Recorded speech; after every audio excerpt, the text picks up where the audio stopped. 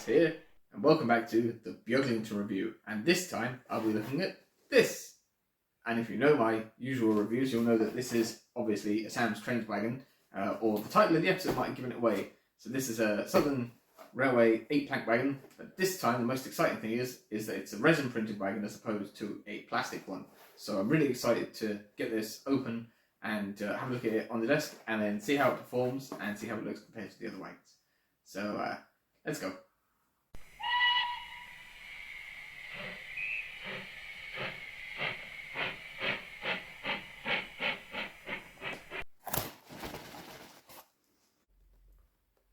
Yes, hello everyone, and welcome back to the desk. And now we get to unbox this Sam's Trains wagon. So, as usual, it's well packed with a great many packing peanuts. And here we have the wagon. Now, this wagon is resin printed, fully painted. It has spoked wheels, detailed brake rigging, and as you can see from this pack, the only details that you need to fit this time round are the buffers, which I will glue on, and the NEM couplings, and that's it. So here we have, this is a detailed scale model for adult collectors, not suitable for children under 14 years because of small parts which can present a choking hazard. Some components have functional sharp edges or points and should be handled with care. Please retain this information for future reference. So we're going to pop that down there, and I'll just pop these back in here. So this is another members only wagon, and it cost £19.99. So a little bit more pricey than usual, but this is obviously going to represent a progression in the technology that's being used to make these wagons. And I have one or two wagons beside me here to look at while I'm doing this, to examine how good it is. But I'm really excited to just open this up and see how it looks, because I've seen it on the computer, obviously on my phone, but this is the first time I'm opening it in person to have a look. And it looks, you know, pretty amazing. Yeah, that's pretty good. I'm going to increase the focus on this a bit better so you can see it. So obviously this is a departure from the plastic 3D printed rolling stock, and you can see that the SR is, well, it looks things painted on rather than use of transfers, and it's painted in this SR sort of chocolatey brown. And the number is 37786, which I'll talk about in a minute. And you've got 12 tons and the tear value there. And so what you can see is it's got those lines there. That's the, I suppose, the molding for the, or what say molding, the printing for the inside of the doors. And then there's the outside doors there. I don't know why my camera has decided it's suddenly going to go a bit blurry. But we'll get this in front of a little white background and we can have a better look at it.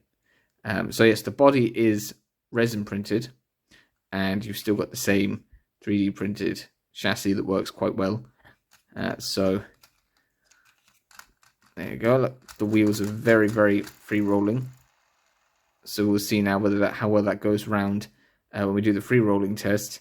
There is no weight obviously underneath here, so it would just be the weight of the body.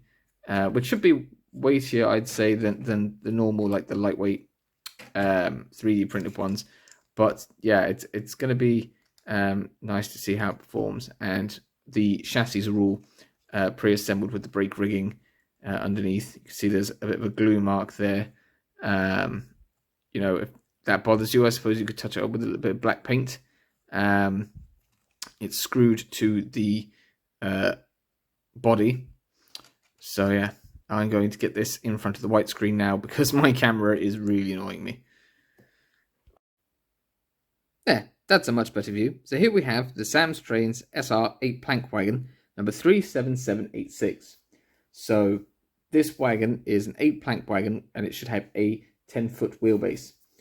And basically, it's one of the Southern Railway's designs built at Ashford Works, and was built in the 1930s, the late 1930s, from late 1938 to 39, and it was one of a batch of 500 that were numbered between 37401 and 37900, and the average cost was £139, which is a bit more expensive than £19.99, but they were 1-to-1 scale.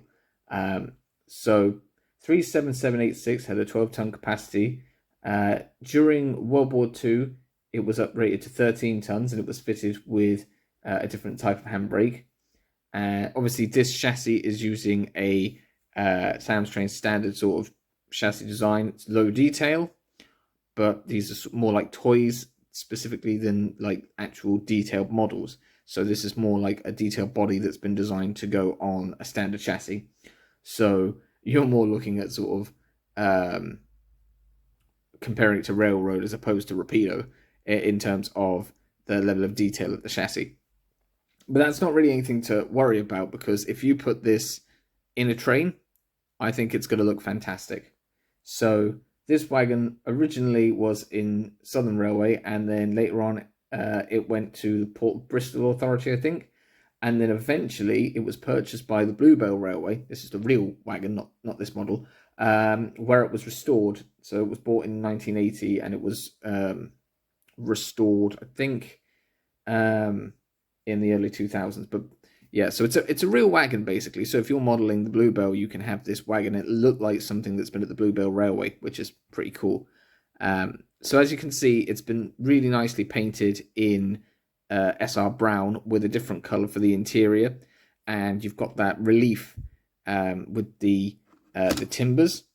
And unlike 3D printing, you don't have lots of print lines or anything, so it looks pretty much like you'd expect from a proper wagon, that you're buying in the shop, and not just one of Sam's creations.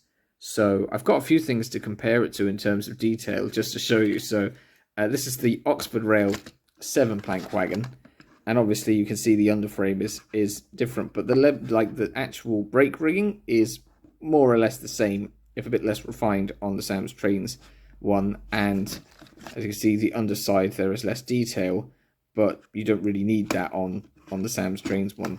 There is a slight issue, however, with the Sam's Trains wagon, and that is there is a slight warping to the wagon body, and that's probably because it's resin, which I don't know if you've ever built a resin kit. Sometimes you have to warm them up in water to get them back to the right shape. I won't be doing that with this wagon, but I don't know if you can see there's a visible gap on this side, and you can see right underneath.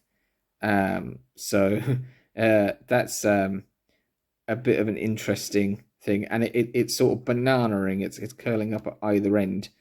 But other than that, there's no real build quality issues.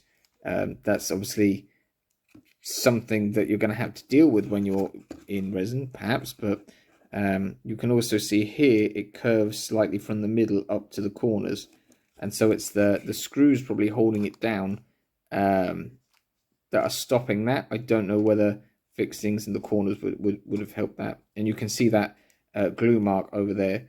But if you were putting this together yourself with super glue, you'd probably end up with a similar sort of mark anyways.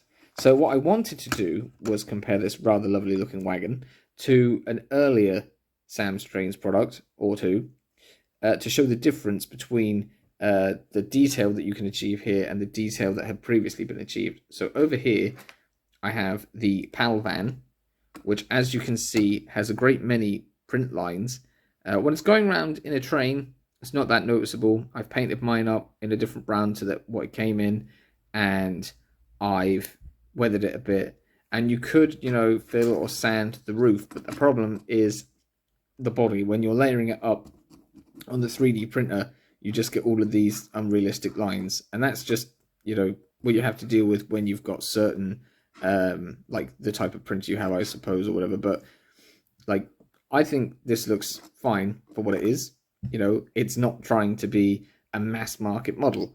It's something fun. So it's never really bothered me that much, and it never bothers me when it's in a train. But it's an interesting comparison when you compare it to the resin, and you see there's nothing there. It just looks really great. So the next thing we should compare, I suppose, is that the PAL van has the same sort of chassis, and I think it's the same length.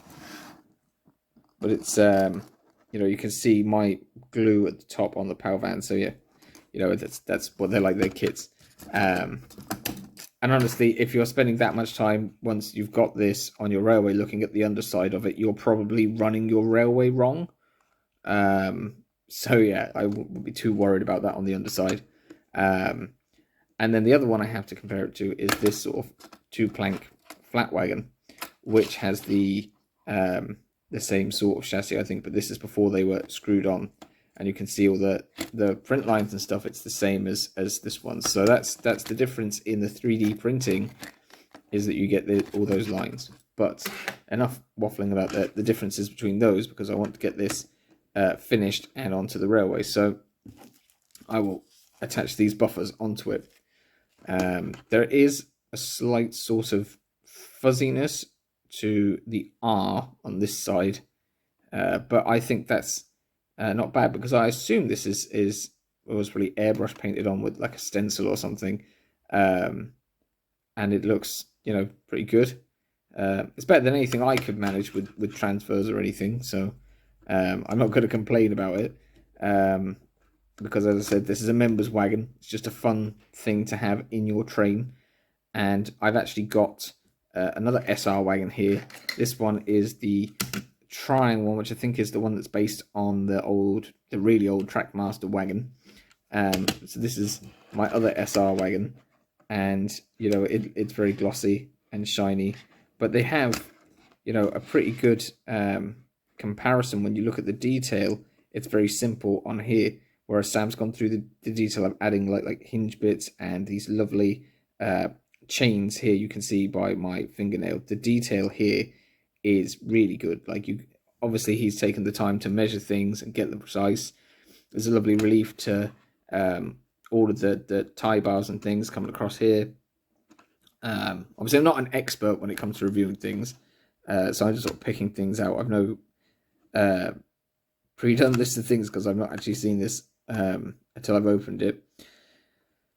But you know, it's certainly leaps and bounds over the detail from the 3D printed plastic stuff. So yeah, I'm looking forward to getting this onto the railway, and hopefully the banana ring that we're seeing here won't be too obvious when it's on the railway. Right, I am going to fit those buffers, and then I'm going to do some shunting with it. So put that over there, and we'll shunt off. So here we have the wagon with the buffers and the couplings now attached, and we're going to do a little bit of free rolling, or rather I'm going to throw the wagon around the railway and see how well it rolls. And the tried and tested Sam's Trains chassis, most of the time when I've had these wagons from Sam's Trains with these chassis, they've always been very free rolling. So I'm expecting no less than a complete zip off round the railway. So I'll just make sure the brightness is there. Would you believe it's the 31st of August and it's dark and it's been raining outside again all day. So just going to give it a little bit of a run. And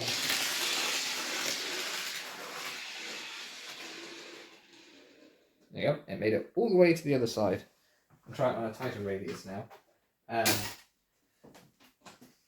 obviously the metal axles help. But they always, the axle boxes seem to be a very good design with these wagons.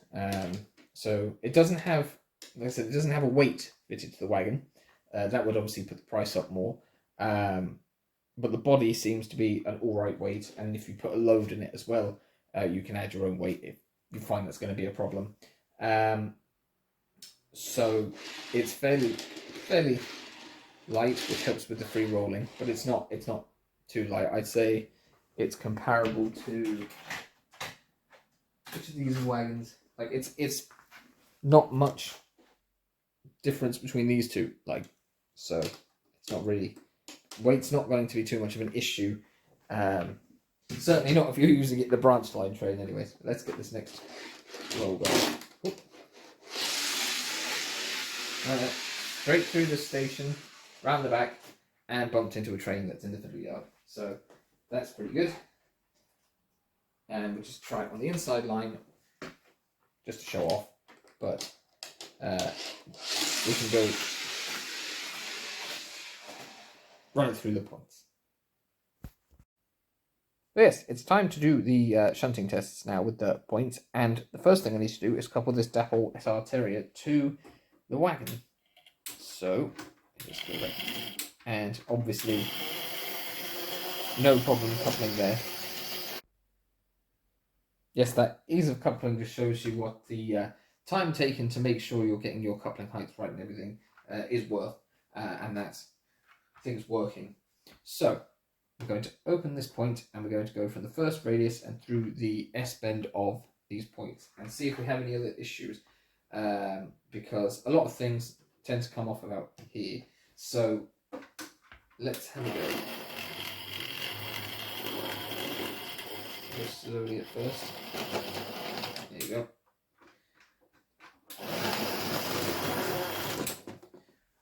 These points are infamous. We take no prisoners. We'll see now. Go backwards. Couple up, and both coupling hooks are engaged in their hoops. So we can see now whether it will go around. I'll bring the camera this side, and we can see if we can see what is happening with the derails. Ready? Let's go. Go slowly.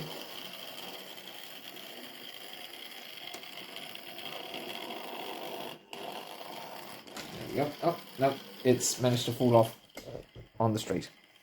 It's very unusual. Maybe it's the lightness. Maybe my points are just atrocious.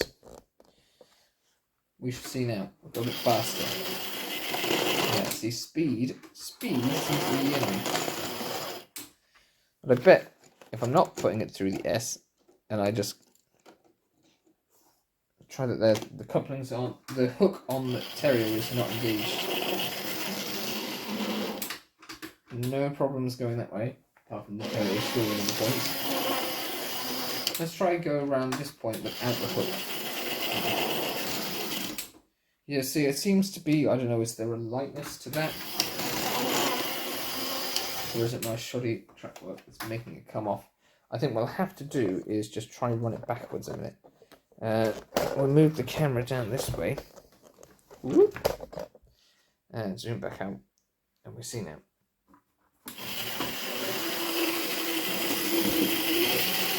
Then it makes a whole circuit. Run backwards.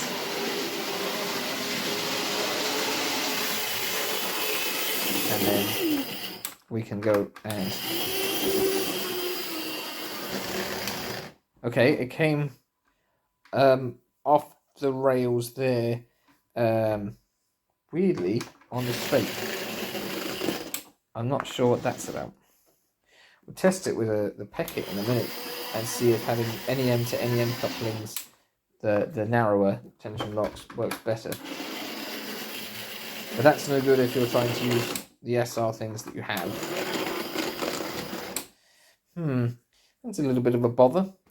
We haven't quite passed this points test. Maybe we'll try it on the outside points, but I'm going to swap locomotives and see. So we'll pop that there. Take the Peckett. You can go that way round. And we shall see now.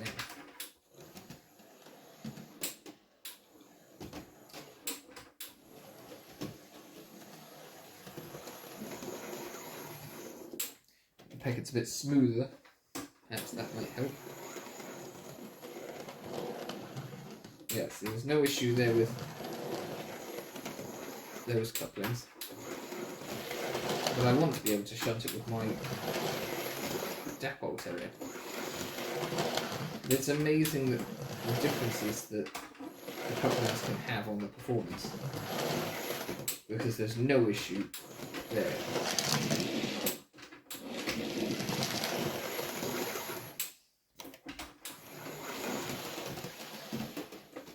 I can't really shunt on this with the M7, which does have NEM couplings, because the M7 really doesn't like the points. So now I'm going to see how it does with coupling up and shunting into the siding. So we have here a small goods train to be assembled.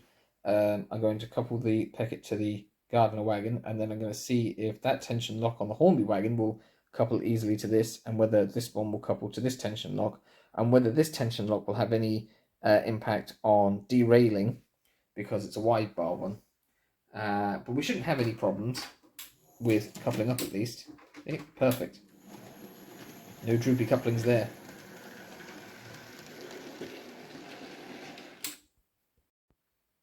Now let's see how it does going in to the siding in a train. Oh yeah.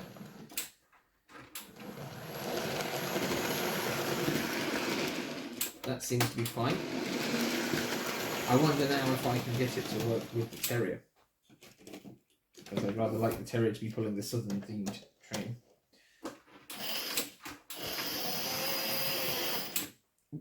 Just make sure that they're all engaged. Go through it again.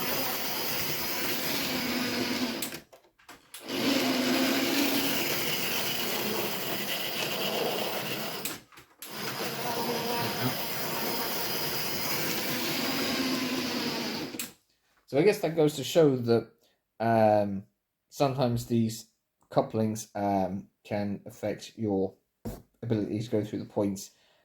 That's not specifically down to the wagon, that's down possibly to the locomotive that you're coupling to it, or perhaps the other couplings on other wagons. But, you know, it's always going to be like that with model railways. There are so many different types of the same type of coupling, if that makes sense, that this is a regular problem. But let's not spoil that, because the chassis and the coupling are, you know, generic, spread across the range. And what we're looking at here really is the resin body. So yeah, one or two issues there, but we seem to have ironed those out just by changing the way things are coupled up to it. So now I'm going to get some footage of it going around, I suppose, and yeah, then I'll do my conclusion.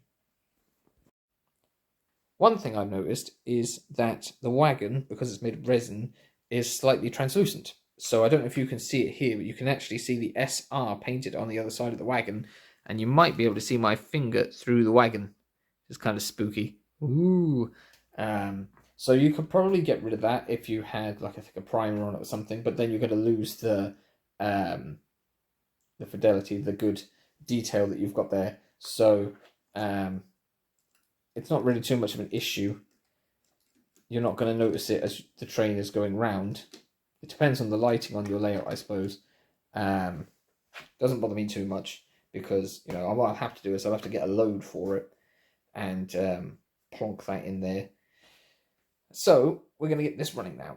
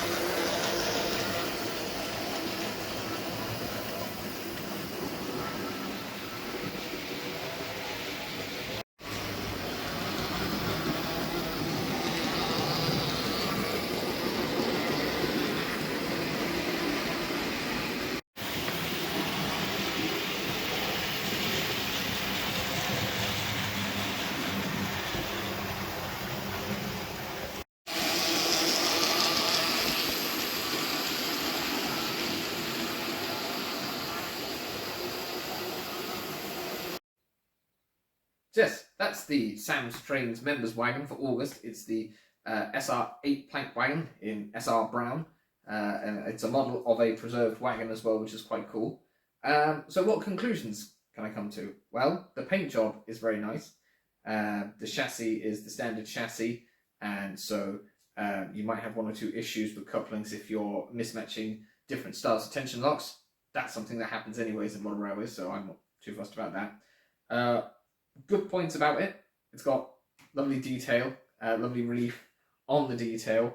It's just a really interesting piece. The interior is very nice with the planking. Niggles, problems with it. Banana ring, as I said earlier on, and the slight translucence. Other than that, though, not really any major issues. Given that, like I said, this is a hobbyist piece. You know, it's not a mass-produced thing. It's just, you know, a nice toy, a model from being a member of Sam's Trains, having access to that. But I think it's really nice, and I think it's going to look really great if I run a Southern Railways train onto Project Auburn back here. And I think it looks the part in that train I was running there as well. So what I might do is find a load for it so you can't see through it quite so much.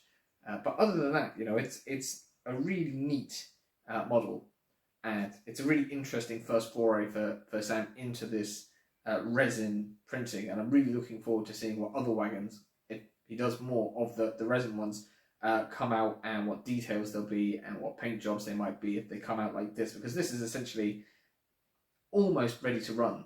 All I had to do was glue the buffers on and fit the couplings. So it's definitely not so much a kit as previous members' wagons, and it's you know, over the novelty wagons that we've had, like the Christmas wagons and stuff with the loads on, the pumpkin wagons, they've been pretty much ready to run.